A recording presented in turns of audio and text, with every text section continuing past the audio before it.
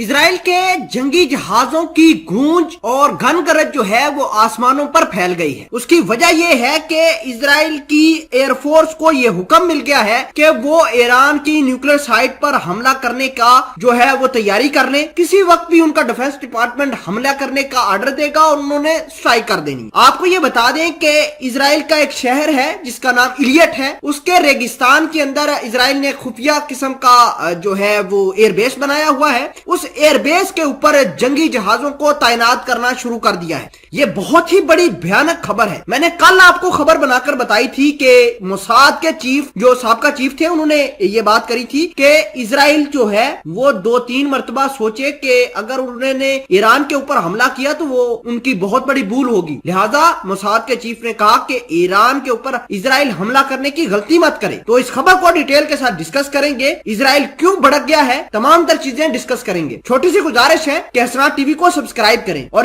حسنات T V کی اس video کو last تک دیکھیے۔ سب سے پہلے آپ کو یہ بتا دیتے ہیں کہ ویانا کے اندر دوبارہ ایران نیوکلیر ڈیل سائن ہونے والی ہے۔ 6 ملک ہیں اور ویانا کے اندر دوبارہ یہ ملک اکٹھے ہو رہے ہیں اور ایران کے نیوکلیر پروگرام کو لے کر دوبارہ جو ہے وہ ڈیل ہوگی۔ 2015 کے اندر جب ڈونلڈ ٹرمپ آئے تھے تو انہوں نے اس ڈیل کو کینسل کیا تھا، تبھی سے ایران اپنے میزائلوں کے اندر، اپنے نیوکلیر پلانٹس کے اندر بڑھوتری کر رہا تھا۔ اب یہ ڈیل ہونے جا رہی ہے تو نفتالی بینٹ نے آج دوبارہ اعلان کر دیا ہے۔ نفتالی بینٹ کا یہ کہنا تھا کہ ہم امریکہ کی بھی نہیں مانیں گے۔ امریکہ نے اگر اسرائیل کے انٹرسٹ کے خلاف جا کر ایران کے ساتھ نیوکلیر ڈیل سائن کی تو ہم امریکہ کو بھی نہیں بخشیں گے۔ حالات اتنے خراب ہو چکے ہیں کہ جب بھی اسرائیل نے کوئی جنگی ایکسرسائزز کی ہیں امریکہ کے جہاز وہاں پر ضرور موجود ہوتے ہیں، لیکن یہ عجیب طرح کی جنگی ایکسرسائزز ہونے جا رہی ہیں جہاں پر اسرائیل اکیلا ہے اور اسرائیل کو سپورٹ کرنے کے لیے عرب ممالک نکل کر سامنے آئی ہیں، جن میں یو اے ای سب سے زیادہ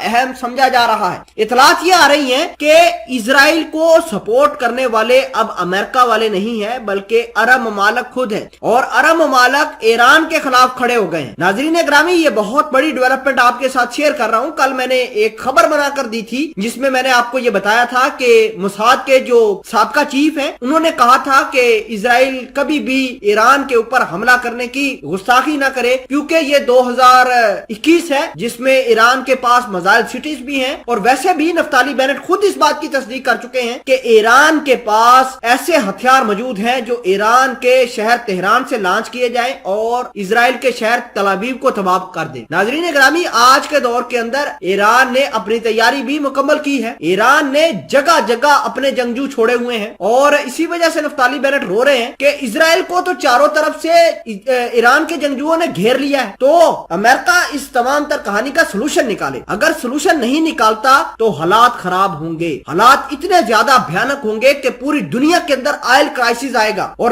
90% دنیا کی اکانومی جو ہے وہ تیل پر نربھر کرتی ہے، اور یہ معاملات اگر اسی طرح چلتے رہے تو کوئی شپمنٹ عرب ممالک سے یورپ کی طرف اور یورپ کی کوئی چیز عرب میں نہیں آ پائے گی، کیونکہ پرشین گلف پر ایران کا بہت بڑا ہیجمان ہے۔ ایران کبھی نہیں چاہے گا کہ یہ معاملات بھی چلتے رہیں اور یورپ اور مڈل ایسٹ آپس میں ٹریڈ بھی کرتے رہیں، عرب ممالک اسرائیل کی سپورٹ بھی کرتا رہے اور یورپ سے چیزیں بھی منگواتا رہے، وہ بھی ایران کے پانیوں سے اٹھ کر ان ممالک میں جائے، تو ایسا ممکن نہیں ہوگا۔